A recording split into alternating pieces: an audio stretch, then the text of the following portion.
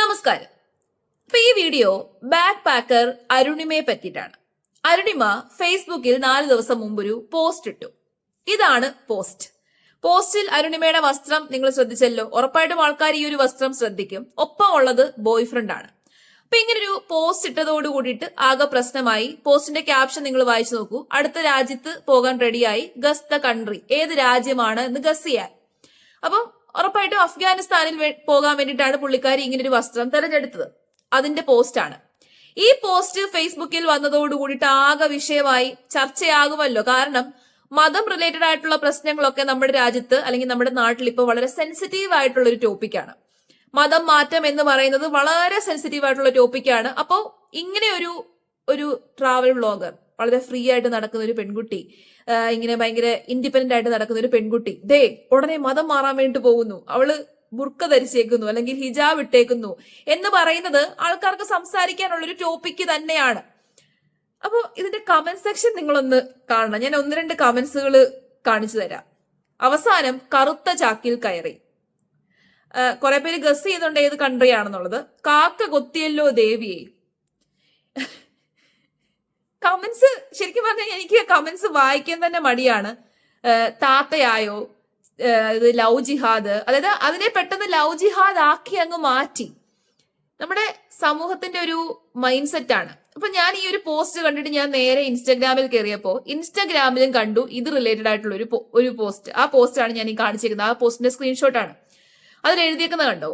ഗൾഫിലൊക്കെ അറബികളുടെ വീട്ടിൽ ജോലിക്ക് നിൽക്കുന്ന വീട്ടുവേലക്കാരുടെ വസ്ത്രങ്ങൾ അണിഞ്ഞ് അരുണിമ ഇപ്പോൾ ശരിക്കും ഒരു ഹൗസ് മെയ്ഡിനെ പോലെ ഉണ്ടെന്ന് ആരാധകർ. ഏത് ആരാധകരാണോ പറഞ്ഞത്?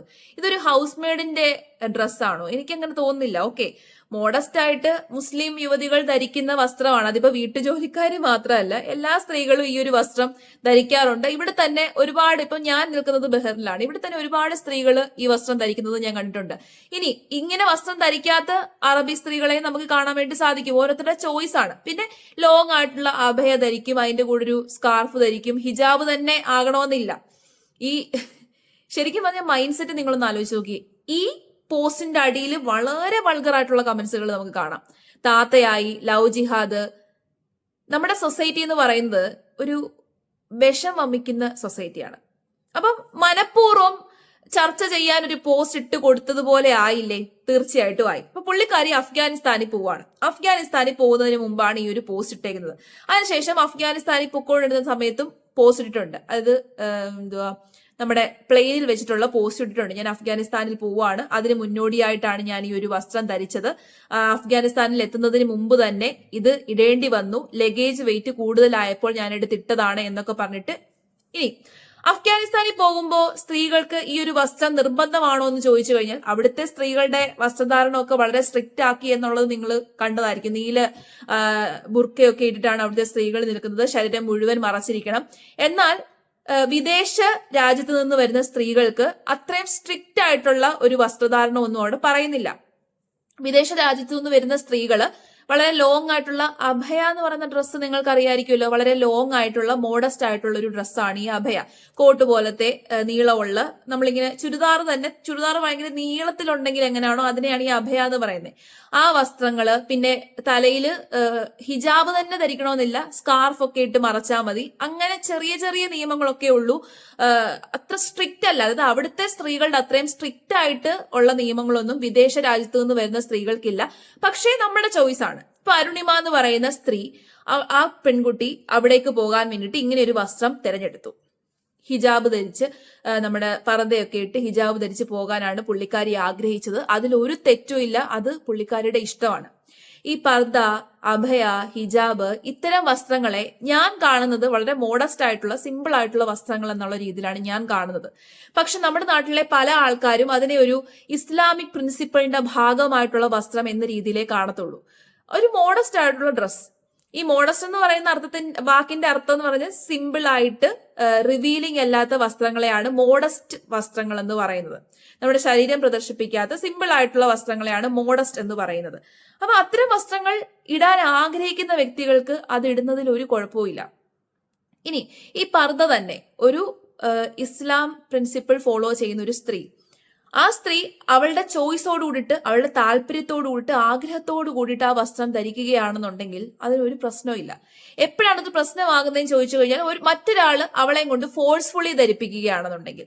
അതിപ്പോ ഏതൊരു സ്ത്രീ ആയിക്കോട്ടെ, ഇപ്പം എനിക്കിഷ്ടമല്ലാത്തൊരു വസ്ത്രം വേറൊരാൾ എന്നെ കൊണ്ട് ഫോഴ്സ്ഫുള്ളി ധരിപ്പിക്കുകയാണെന്നുണ്ടെങ്കിൽ അത് പ്രശ്നമാണ്. എന്റെ ഇഷ്ടത്തോട് കൂടിയിട്ട് എനിക്ക് ഏത് വസ്ത്രവും തിരഞ്ഞെടുക്കാം, ഏത് വസ്ത്രവും ഇടാം. അതിപ്പോ എനിക്കിപ്പോ അഭയ ഇടണമെന്ന് തോന്നിക്കഴിഞ്ഞാൽ എനിക്ക് ആ വസ്ത്രം ഇടാം. പറഞ്ഞ മനസ്സിലായി. പിന്നെ ഹിജാബ് എന്ന് പറയുന്നത് അത് ഇസ്ലാമിക് പ്രിൻസിപ്പിളുമായിട്ട് ബന്ധപ്പെട്ടതാണ്. അത് ധരിക്കുമ്പോൾ നമ്മൾ കുറച്ച് സൂക്ഷിക്കുക. സെൻസിറ്റീവ് ആയിട്ടുള്ളൊരു വിഷയമാണ്. അത് നമ്മൾ സൂക്ഷിച്ചും കണ്ടും ചെയ്യുക. അഫ്ഗാനിസ്ഥാനിൽ പോയ സമയത്ത് പുള്ളിക്കാരി ആ ഒരു വസ്ത്രം തെരഞ്ഞെടുത്തതിൽ തെറ്റില്ല. പക്ഷേ അതിനു മുമ്പ് 4 ദിവസം മുമ്പിട്ട ഈ ഒരു പോസ്റ്റ്, ഈ പോസ്റ്റിൽ തെറ്റുണ്ടെന്ന് ഞാൻ പറയും. അതായത് ഇൻഫ്ലുവൻസർ ആണ്, സമൂഹത്തിൽ ഇൻഫ്ലുവൻസ് സൃഷ്ടിക്കുന്ന ഒരു ഇൻഫ്ലുവൻസർ ആണ്, അത്യാവശ്യം ആൾക്കാർ ഫോളോ ചെയ്യുന്ന ഒരു വ്യക്തിയാണ്. അപ്പൊ ആ വ്യക്തിയെ സംബന്ധിച്ചിടത്തോളം കുറച്ചൊക്കെ ഒരു റെസ്പോൺസിബിലിറ്റി ഉണ്ടാകണം. ഇങ്ങനെ ഒരു വസ്ത്രം ധരിച്ച് ബോയ്ഫ്രണ്ടിന്റെ ഒപ്പം, ബോയ്ഫ്രണ്ട് മുകളിലത്തെ ഡ്രസ്സ് ഇട്ടിട്ടില്ല, ബോയ്ഫ്രണ്ടിന്റെ ഒപ്പം ഇങ്ങനെ ഒരു ഇന്റിമേറ്റ് ആയിട്ടുള്ള വസ്ത്രം ധരിച്ച്, ഇന്റിമേറ്റ് ആയിട്ടുള്ള രീതിയിലുള്ള ഫോട്ടോയാണ്, കുറച്ച് ഇന്റിമേറ്റ് ആണ്, കുറച്ച് ക്ലോസ് ആയിട്ടുള്ള ഒരു ഫോട്ടോയാണ്. അപ്പൊ ഇങ്ങനെ ഒരു ഫോട്ടോ ഫേസ്ബുക്കിൽ പോസ്റ്റ് ചെയ്യുന്ന സമയത്ത് ഒരേ സമയത്ത് പലരെയും അത് മുറിവേൽപ്പിക്കും. ഉറപ്പായിട്ടും ഇപ്പം ഇസ്ലാം പ്രിൻസിപ്പിൾ ഫോളോ ചെയ്യുന്ന ആൾക്കാർക്ക് ചിലപ്പോൾ അത് ഒരു പ്രശ്നം ഉണ്ടാകും. ആൾക്കാർ വിചാരിക്കുന്നു, നോക്കിക്കേ നല്ലൊരു ഡ്രസ്സ് ഇട്ടിട്ട് ഇങ്ങനത്തെ തോന്നിവാസം കാണിക്കില്ല, അല്ലെങ്കിൽ ഇങ്ങനത്തെ ഒരു ഫോട്ടോ ഇടരുത് എന്ന് അവർ ചിന്തിച്ചു കഴിഞ്ഞാൽ അതൊരു പ്രശ്നമാകുമല്ലോ. അതൊരു സെൻസിറ്റീവ് ആയിട്ടുള്ള വിഷയമാണ്, പ്രശ്നമാകും. ഇനി നേരെ മറിച്ച് അത് ലവ് ജിഹാദ് ആക്കാൻ വേണ്ടിയിട്ട് വിഷക്കണ്ണുകളോട് നോക്കിയിരിക്കുന്ന ആൾക്കാരുണ്ട്, അവർക്കും അതൊരു പ്രശ്നമാകും. അപ്പൊ അനാവശ്യമായിട്ടുള്ള ചർച്ച സൃഷ്ടിക്കാൻ വേണ്ടിയിട്ട് ഇട്ട പോസ്റ്റ് പോലെ ആൾക്കാർ ഇതിനെ കാണും. അപ്പൊ നമുക്ക് കുറച്ച് റെസ്പോൺസിബിലിറ്റി ഉണ്ട്. ആദ്യം ഇട്ട ആ ഒരു പോസ്റ്റ് ഒഴിവാക്കാമായിരുന്നു എന്ന് എനിക്ക് തോന്നി. പക്ഷെ രണ്ടാമത് യാത്ര ചെയ്യാൻ നേരത്തെ പുള്ളിക്കാരി ആ ഒരു ഇതിട്ടു. അതിപ്പോ പ്രഹസനമോ അല്ലാതിരിക്കുകയോ ചെയ്യട്ടെ, അത് അവളുടെ താല്പര്യമാണ്. അവൾക്ക് ആ ഒരു ഡ്രസ്സ് ഇടാനായിരുന്നു താല്പര്യം. ആ ഡ്രസ്സ് ഇട്ടത് കൊണ്ട് എന്താണ് തെറ്റ്? ഒരു തെറ്റുമില്ല. അഫ്ഗാനിസ്ഥാനിൽ പോവാണ്, ഈ ഒരു വസ്ത്രം ഞാൻ ചൂസ് ചെയ്തു, ചിലപ്പോൾ പോകുന്നതിന് മുമ്പ് ഞാൻ അത് ധരിച്ചു, അതിലും കുഴപ്പമില്ല. പക്ഷെ അതിന് മുമ്പിട്ട പോസ്റ്റ് ഒഴിവാക്കാമായിരുന്നു. നമ്മുടെ സമൂഹത്തിൽ എന്തെങ്കിലും ഒരു ചെറിയൊരു സാധനം വീണ് കിട്ടിയാൽ മതി. ഇപ്പോഴത്തെ ഒരു വിഷയം ഇതാണ്.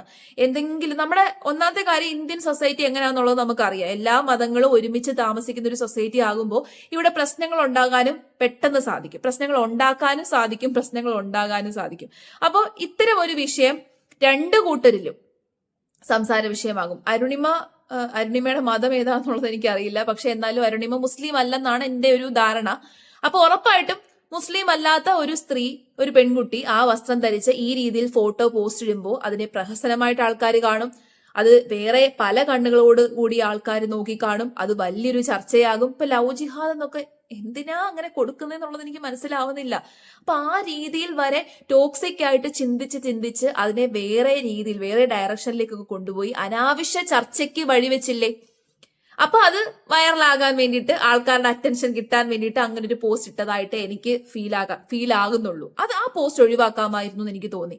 പിന്നെ ഈ പോസ്റ്റ് ഒക്കെ എടുത്തു വെച്ച് വേറെ രീതിയിൽ, ഇപ്പൊ ഞാൻ കാണിച്ചില്ലേ ഇൻസ്റ്റാഗ്രാമിൽ ആ പോസ്റ്റ് എങ്ങനെയാണ് വന്നത് എന്നുള്ളത്, അപ്പൊ വേറെ രീതിയിൽ അതിനെ വളച്ചൊടിക്കാനും ആൾക്കാരുണ്ട്. അപ്പൊ നമ്മൾ കുറച്ചൊക്കെ കെയർഫുൾ ആയിട്ട് നമ്മൾ പോസ്റ്റുകൾ ഇടുമ്പോഴും, നമ്മൾ പബ്ലിക്കായിട്ട് പോസ്റ്റുകൾ ഇത്തരം വിഷയങ്ങളുമായിട്ട് ബന്ധപ്പെട്ട പോസ്റ്റുകൾ ഇടുന്ന സമയത്ത് കുറച്ചൊക്കെ കെയർഫുൾ ആയിട്ട് ചെയ്യാൻ വേണ്ടിയിട്ട് ശ്രമിക്കുക. പിന്നെ നമ്മുടെ പേഴ്സണൽ ചോയ്സ് അവിടെ ഉണ്ട്, പക്ഷെ പേഴ്സണൽ ചോയ്സിനൊപ്പം തന്നെ മറ്റുള്ളവരുടെ മാനസികമായിട്ടുള്ള കുറെ കാര്യങ്ങളുണ്ടല്ലോ, മാനുഷിക മൂല്യങ്ങൾ, അല്ലെന്നുണ്ടെങ്കിൽ അവരുടെ റിലീജനുമായിട്ട് ബന്ധപ്പെട്ട ചില കാര്യങ്ങൾ, അതിനൊന്നും കോട്ടം വരാതിരിക്കാനും സൂക്ഷിക്കേണ്ടത് നമ്മുടെ ഉത്തരവാദിത്തമാണ്. അപ്പൊ ആ ഉത്തരവാദിത്തത്തിൽ നിന്നുകൊണ്ട് ഇത്തരം പോസ്റ്റുകളൊക്കെ ഇടുക.